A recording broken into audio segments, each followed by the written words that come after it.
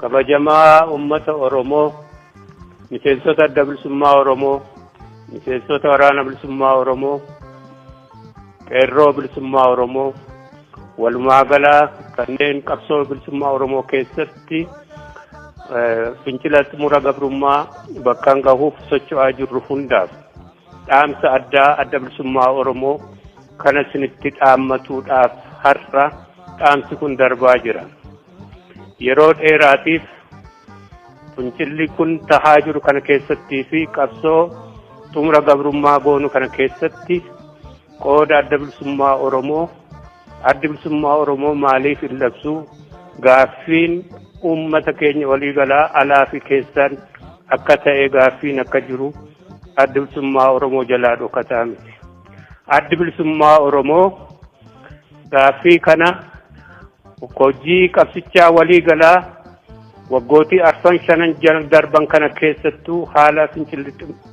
diddaa gabrummaa deemaa jiru kana keessatti qindoomina waliigalaa kanneen qabsicha keessatti qooda fudhatan waliin godhaa jiru tahuu caasaan adda bilisummaa Oromoo caasaan qeerroo bilisummaa Oromoo walumaa gala guutuutti akka gaariitti beeku. Haa ta'uutii ummati bal'aa kana akka ifa goonu yeroo adda addaa nu gaafatullee tika ummata keenyaaf lubbuu ummata keenyaaf goonu mootummaan faashistii kun kanaan qabatee ummata keenya akka hin finneef of keessatti qabannee hojii kana kanneen qabsicha keessatti wareegama guddaa baasaa jiran caasaa adda bilisummaa Oromoo qeerroo bilisummaa Oromoo fi ummata keenyaa fi walumaa gala waraana bilisummaa Oromoo wajjin qindeessaa baane haala amma bakka amma geenye kanatti har'a kana ifa gochuu barbaanna. Kana walumaa gala qindoomina kana sadarkaa olaanaatti ol butuudhaan ummata keenyarraa gochaa faashistummaa wayyaanee ittisa gochuu fi akkasumas gabrummaa kanatti xumura gochuudhaaf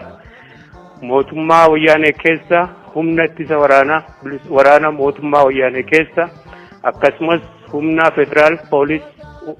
mootummaa wayyaanee keessa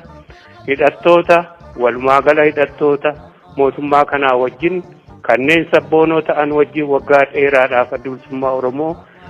hojii hojjetaa baheen bakka amma dhageenye kanatti uummata keenya ittisuuf sochii bal'aa gochuu sadarkaa olaanaatti butaa jirra waliin. Haala kana keessatti qindoominuma kana keessatti bakkoota adda addaatti haalli qabsichaa fi gochaan mootummaa kunis walumaa gala ummata keenyaa fi kanneen humna ittisaa fi humna poolisaa hidhattoota mootummichaa keessa jiranis obsa dhorkuudhaan qabsootti dabalamaa jiran. Isa kana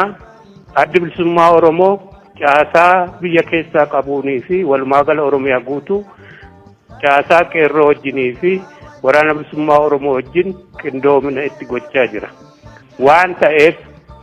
ummati keenya bakka jiru hundatti kanneen qabsoo bilisummaa Oromootti meeshaa isaanii wajjin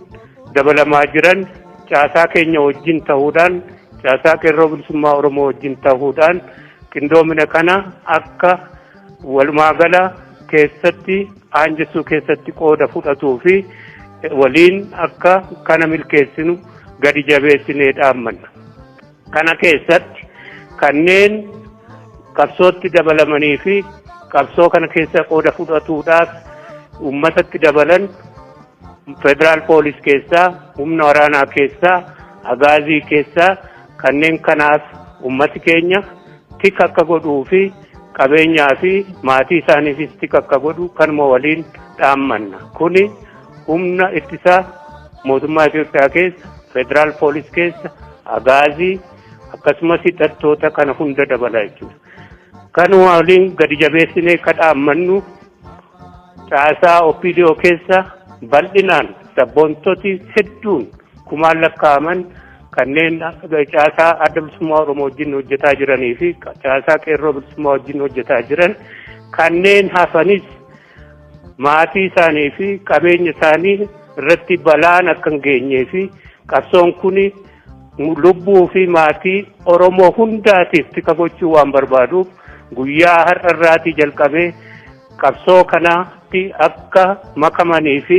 mootummaa ummata keenya bara baraan fixu kana tajaajiluu gahe jedhanii akka dhaaban lubbuu maatii isaanii fi firoota isaaniif waamicha goona. Kanarratti maatiin firri gosti kanneen didanii tajaajila mootummaa Itoophiyaadhaaf kennan kanaatiif gorsaa fi dhiibbaa irratti godhee kan akka dhaabani waamicha keessan keenya maatii isaanii fi firoota isaanii hundaatiif goona. Walumaa gala ummati Oromoo, caasaan adda bilisummaa Oromoo, deeggartoonni ummati hundi alaaf keessaan kuni akka milkaa'u adda bilisummaa Oromoo wajjin akka dhaabbatuu fi akka kana qindeessuu fi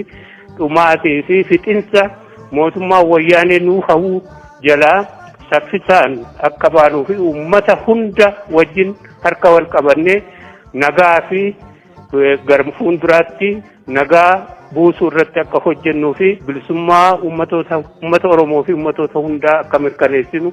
gadi jabeessinee waamicha keenya goona. Guyyaa har'a irraatii jalqabee yeroo adda addaatti haalli haaraan yoo jiraate bifuma kanaan kan ibsinu ta'us kanumaan beeksisna. Injifannoo ummata Oromoo fi ummatoota cunqurfamoof.